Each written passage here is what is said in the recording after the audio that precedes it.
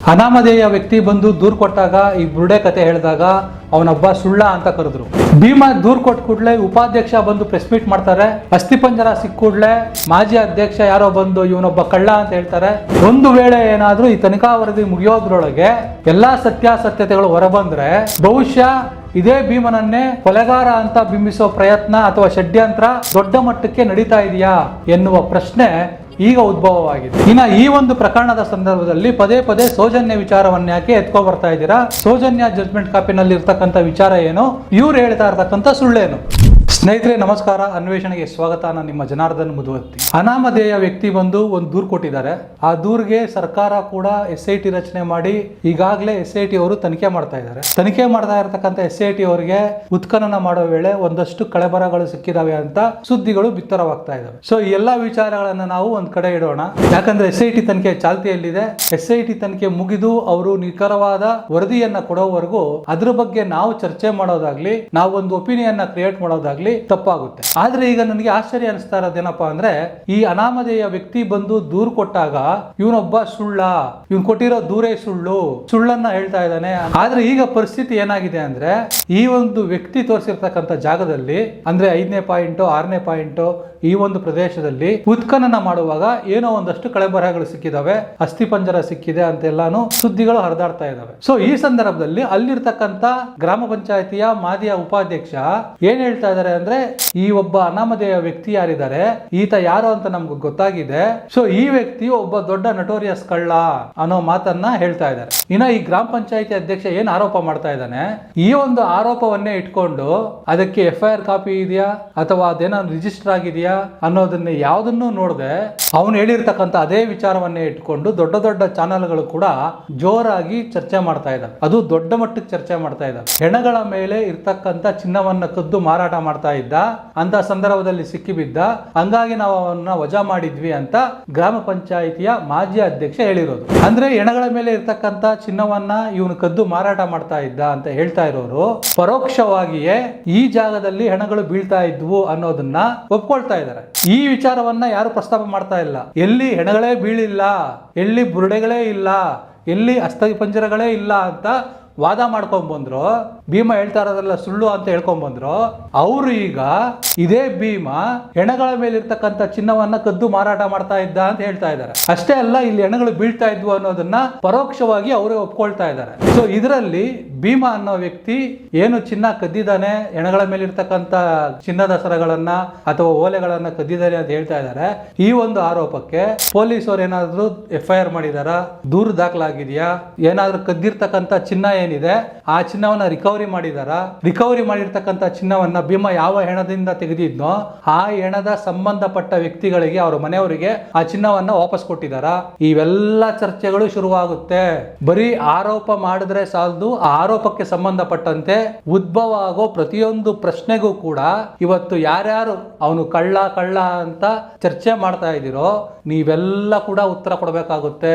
ನನಗೆ ಗೊತ್ತಿರೋ ಹಾಗೆ ಅಂದ್ರೆ 2012 ಸೌಜನ್ಯ ಪ್ರಕರಣ ಸಂಭವಿಸಿದಾಗಿನಿಂದ ಹಿಡಿದು ಇಲ್ಲಿವರೆಗೂ ನಿರಂತರವಾಗಿ 13 ವರ್ಷಗಳಿಂದ ಮಹೇಶ್ ಶೆಟ್ಟಿ ತಿಮರೋಡಿ ಅವರು ಭೀಮ ಏನು ಆರೋಪ ಮಾಡಿ ದೂರು ಕೊಟ್ಟು ಇವತ್ತು ಬಂದು SIT ಅವರು ಏನು ಉತ್ಖನನ ಮಾಡ್ತಾ ಇದ್ದಾರೆ, ಇದೇ ವಿಚಾರವನ್ನೇ 13 ವರ್ಷಗಳಿಂದ ಪದೇ ಪದೇ ಹೇಳ್ತಾ ಇದ್ರು. ಅಲ್ಲಿ ಹೆಣಗಳು ಬೀಳ್ತಾ ಇದಾವೆ, ಅಸಹಜ ಸಾವುಗಳಾಗ್ತಾ ಇದಾವೆ, ಎಲ್ಲವನ್ನು ತಗೊಂಡೋಗಿ ಕಾಡಲ್ಲಿ ಎಲ್ಲಂದ್ರಲ್ಲಿ ಊತಾಕ್ತಾರೆ. ಇದನ್ನ ಆರೋಪ ಮಾಡ್ತಾ ಇರ್ಲಿಲ್ವಾ ಮಹೇಶ್ ಶೆಟ್ಟಿ ತಿಮರೋಡಿ ಅವರು? ಇದೇ ವಿಚಾರವನ್ನೇ ಸೋಮನಾಥ್ ನಾಯ್ಕ ಅವರು ಆರೋಪ ಮಾಡ್ತಾ ಇರ್ಲಿಲ್ವಾ? ಇದೇ ವಿಚಾರವನ್ನೇ ಗಿರೀಶ್ ಮಟ್ಟಣ್ಣನ್ ಅವ್ರು ಹೇಳ್ತಾ ಇರ್ಲಿಲ್ವಾ? ಇದೇ ವಿಚಾರವನ್ನೇ, ಇದೇ ಆರೋಪವನ್ನೇ T ಜಯಂತ್ ಅವ್ರು ಮಾಡ್ತಾ ಇರ್ಲಿಲ್ವಾ? ಅಲ್ಲಿಗೆ ನೀವು ಯೋಚನೆ ಮಾಡಿ, ಇವರು ಅಷ್ಟು ವರ್ಷಗಳಿಂದ ಇದೇ ಆರೋಪವನ್ನ ಮಾಡ್ಕೊಂಡ್ ಬರ್ತಾ ಇದ್ದಾರೆ. ಅಷ್ಟು ವರ್ಷದಲ್ಲಿ ಗ್ರಾಮ ಪಂಚಾಯಿತಿಯ ಒಬ್ಬ ಸದಸ್ಯ ಕೂಡ ನಮ್ಮ ಹತ್ರ ಇಷ್ಟು ವರ್ಷದಿಂದ ಹಿಡಿದು ಇಷ್ಟು ವರ್ಷದ ತನಕ ಏನು ಅಸಹಜ ಸಾವುಗಳು ಸಂಭವಿಸಿದಾವೆ ಅವುಗಳದೆಲ್ಲ ದಾಖಲೆಗಳಿದಾವೆ, ಯಾರಾದ್ರೂ ಬಂದು ನೋಡ್ಕೋಬಹುದು, ನಾವು ಇಂತಿಂತ ಕಡೆ ಅವುಗಳನ್ನ ದಫನ್ ಮಾಡಿದೀವಿ, ಇಂತಿಂತ ಕಡೆ ನಾವು ಊತ ಹಾಕಿದೀವಿ, ನಾವು ಮನೆಯವರು ಯಾರು ಬರ್ಲಿಲ್ಲ ಅಂದಾಗ ನಾವು ಅದನ್ನ ಇಲ್ಲಿ ಅಂತ್ಯ ಸಂಸ್ಕಾರ ಮಾಡಿದೀವಿ ಅಂತ ಒಬ್ರು ಕಳೆದ 13 ವರ್ಷದಿಂದ ಹೇಳಲಿಲ್ಲ. ಮಹೇಶ್ ಶೆಟ್ಟಿ ತಿಮರೋಡಿ ಆರೋಪ ಮಾಡಿದಾಗ ಹೇಳಲಿಲ್ಲ, ಸೋಮನಾಥ್ ನಾಯ್ಕ ಅವರು ಆರೋಪ ಮಾಡಿದಾಗ ಹೇಳಲಿಲ್ಲ, ಗಿರೀಶ್ ಮಟ್ಟಣ್ಣನ್ ಅವರು ಆರೋಪ ಮಾಡಿದಾಗ ಹೇಳಲಿಲ್ಲ, T ಜಯಂತ್ ಅವರು ಆರೋಪ ಮಾಡಿದಾಗ ಹೇಳಲಿಲ್ಲ. ಯಾವಾಗ ಭೀಮ ಬಂದು ದೂರನ್ನ ದಾಖಲೆ ಮಾಡಿ SIT ಫಾರ್ಮ್ ಆಗುತ್ತೆ ಅಂತ ಗೊತ್ತಾಯ್ತು, ಅದರ ಒಂದು ದಿನದ ಹಿಂದೆ ಇದೇ ಗ್ರಾಮ ಪಂಚಾಯಿತಿ ಉಪಾಧ್ಯಕ್ಷರು ಪ್ರೆಸ್ ಮೀಟ್ ಮಾಡಿ ಹೇಳ್ತಾರೆ, ನಾವು ಇಷ್ಟು ಇಷ್ಟು ಹೆಣಗಳನ್ನ ಇಲ್ಲಿ ಅಸಹಜ ಸಾವುಗಳಾಗಿರ್ತಕ್ಕಂಥದ್ದು, ಆತ್ಮಹತ್ಯೆ ಮಾಡ್ಕೊಂಡಿರೋರು, ಇಲ್ಲಿ ಬಂದು ಸತ್ತಿರ್ತಕ್ಕಂಥವ್ರು, ಅವರ ಹೆಣಗಳನ್ನ ನಾವು ಅಂತ್ಯ ಸಂಸ್ಕಾರ ಮಾಡಿದ್ದೀವಿ ಅಂತ ಬಂದು ಹೇಳ್ತಾರೆ. ಸೊ ಇದನ್ನ ಯಾಕೆ ನಾನು ನಿಮ್ಗೆ ಹೇಳ್ತಾ ಇದ್ದೀನಿ ಅನ್ನೋದು ನಿಮ್ಗೆ ಈಗಾಗಲೇ ಅರ್ಥ ಆಗಿದೆ. ಇಷ್ಟು ವರ್ಷಗಳ ಕಾಲ ಇವು ಹೋರಾಟಗಾರರೆಲ್ಲ ಆರೋಪ ಮಾಡ್ತಾ ಇರೋ ಸಂದರ್ಭದಲ್ಲಿ ಬಾಯಿ ಮುಚ್ಕೊಂಡು ಕೂತಿದ್ದಂತಹ ಗ್ರಾಮ ಪಂಚಾಯಿತಿಯವರು ಈಗ ಕಾನೂನಾತ್ಮಕವಾಗಿ ತನಿಖೆ ಆಗೋ ಸಂದರ್ಭದಲ್ಲೇ ಪ್ರೆಸ್ ಮೀಟ್ ಮಾಡಿ ಇವರು ಯಾಕೆ ಈ ಒಂದು ವಿಚಾರವನ್ನ ಮುನ್ನೆಲೆಗೆ ತರ್ತಾ ಇದ್ದಾರೆ, ಏನಂತ ಪ್ರಸ್ತಾಪ ಮಾಡ್ತಾ ಇದ್ದಾರೆ. ಸೊ ಇದಕ್ಕೆ ಉತ್ತರ ಏನು ಅನ್ನೋದು ನಿಮ್ಮ ವಿವೇಚನೆಗೆ ಬಿಡ್ತೀನಿ. ಸೊ ಇಲ್ಲಿ ನಿಮ್ಗೆ ಇನ್ನೂ ಒಂದು ಇಂಟ್ರೆಸ್ಟಿಂಗ್ ಸ್ಟೋರಿ ಇದೆ. ಅದೇನಪ್ಪಾ ಅಂದ್ರೆ, ಆ ಒಂದು ಜಾಗಕ್ಕೆ ಬರ್ತಕ್ಕಂಥವ್ರು ಆತ್ಮಹತ್ಯೆ ಮಾಡ್ಕೊಳ್ತಾರೆ, ಮೋಕ್ಷಕ್ಕೋಸ್ಕರ ತಮ್ಮ ಜೀವ ತ್ಯಾಗ ಮಾಡ್ತಾರೆ ಅಂತ ಇಟ್ಕೊಳ್ಳೋಣ. ಸರಿ ಆಯ್ತು, ಅಲ್ಲಿ ಜೀವ ತ್ಯಾಗ ಮಾಡಿದ್ರು, ನದಿ ದಂಡೆಯಲ್ಲೋ ಅಥವಾ ಅಲ್ಲೆಲ್ಲೋ ಆ ಒಂದು ಪರಿಸರದಲ್ಲಿ ಹೆಣ ಸಿಕ್ತು, ಅದನ್ನ ಪೊಲೀಸವ್ರಿಗೆ ಇವರು ತಿಳಿಸಿದ್ರು. ಸೊ ಪೊಲೀಸವ್ರಿಗೆ ಹೇಳಿದ ನಂತರ ಏನಾಗುತ್ತೆ, ಆ ಒಂದು ಮೃತದೇಹಕ್ಕೆ ಪೋಸ್ಟ್ ಮಾರ್ಟಮ್ ಆಗುತ್ತೆ. ಎಲ್ಲಾಗುತ್ತೆ?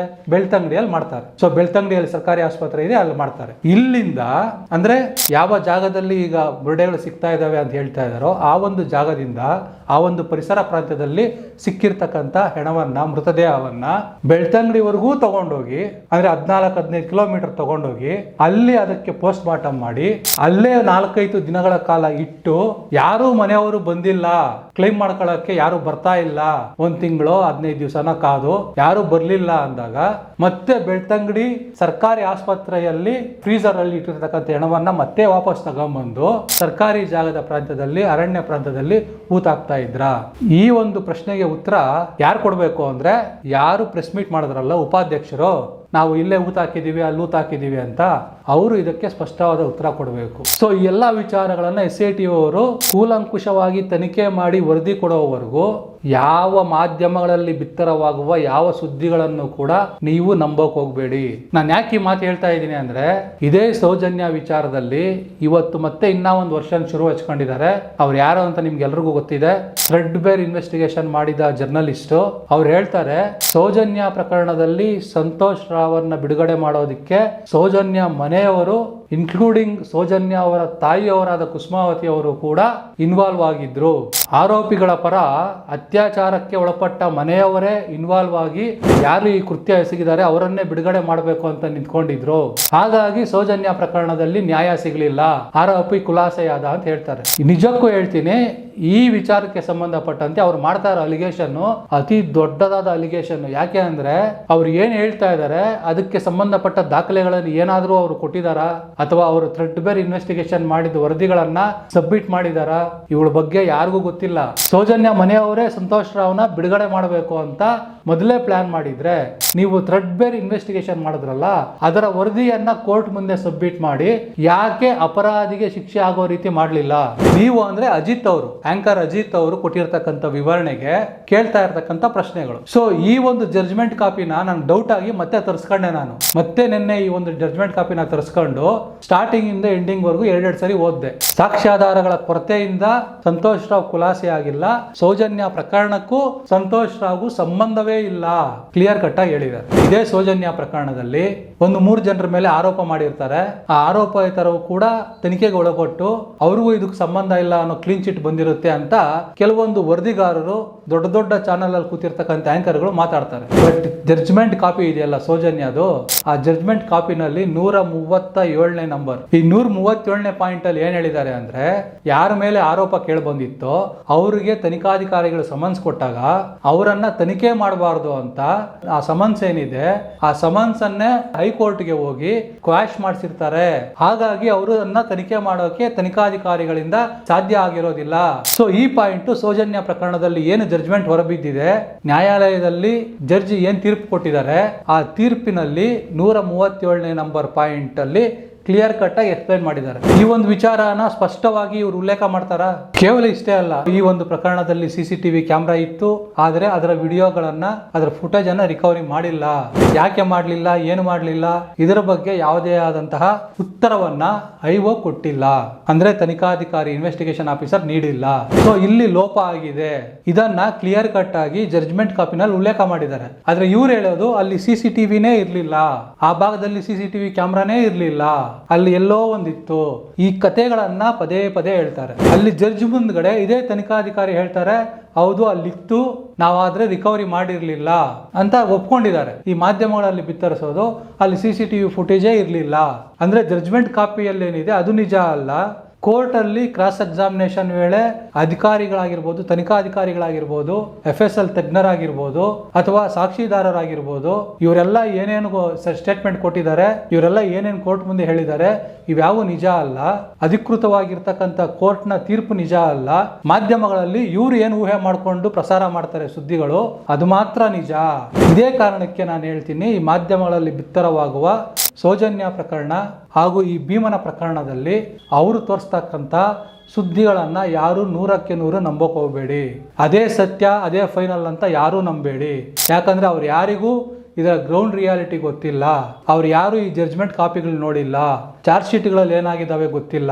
ಒಬ್ಬ ಅಧಿಕಾರಿ ಇದೇ ಸೌಜನ್ಯ ಪ್ರಕರಣದಲ್ಲಿ ಒಂದು ಮಾಧ್ಯಮದ ಮುಂದೆ ಬಂದು ಹೇಳ್ತಾರೆ, ನಾನು ಸೌಜನ್ಯ ಅವರ ತಾಯಿಗೆ ಹೇಳಿದೆ, ಏನು ತಲೆ ಕೆಡಿಸ್ಕೋಬೇಡಮ್ಮ, ನಿನ್ನ ಮಗಳು ತುಂಬಾ ಪವಿತ್ರವಾದ ಸಾವನ್ನು ಸತ್ತಿದ್ದಾಳೆ, ಅಂತಹ ಸಾವು ಎಂತ ಹೆಣ್ಮಗಳಿಗೂ ಸಿಕ್ಕಲ್ಲ, ತುಂಬಾ ಪವಿತ್ರವಾದ ಸಾವು ಸತ್ತಿದ್ದಾಳೆ ಅಂತ ಮಾತಾಡ್ತಾರೆ. ಅವ್ರ ತಂದೆ ಚಂದ್ರಪ್ಪ ಗೌಡ ಮತ್ತೆ ಇವರು ವಿಠಲ ಗೌಡ, ಅವ್ರ 3 ಜನ ಕರೆಸಿದೆ. ಅವ್ರ ತಾಯಿಗೆ ಹೇಳಿದೆ, ಸೂಕ್ಷ್ಮ ರೀತಿಯಲ್ಲಿ ಹೇಳಿದೆ, ನಿಮ್ಮ ಮಗಳು ಸತ್ತೋಗಿದ್ದಾಳೆ ನಿಜ, ಕೊಲೆ ಆಗಿದೆ ನಿಜ, ಆದರೆ ಪವಿತ್ರವಾಗಿ ಸತ್ತೋಗಿದ್ದಾಳೆ. ಅಂದ್ರೆ ನನ್ಗೆ ಅರ್ಥ ಆಗ್ಲಿಲ್ಲ. ಕ್ಲಿಯರ್ ಕಟ್ ಆಗಿ ಇದೇ ವೈದ್ಯರು ಹೇಳ್ತಾ ಇದ್ದಾರೆ, ತುಂಬಾ ನರಳಿ ಆಕೆ ಸತ್ತಿದ್ದಾಳೆ ಅಂತ. ಅಂದ್ರೆ ಅತ್ಯಾಚಾರವಾಗಿದೆ ಅನ್ನೋದನ್ನ ಡಾಕ್ಟರ್ಗಳು ಕ್ಲಿಯರ್ ಕಟ್ ಆಗಿ ಹೇಳಿದ್ದಾರೆ. ಅಂತ ಒಂದು ಸಾವನ್ನ ಒಬ್ಬ ಅಧಿಕಾರಿ ಅದ್ ಹೇಗೆ ಪವಿತ್ರ ಸಾವು ಅಂತ ಮಾತಾಡ್ತಾನೆ?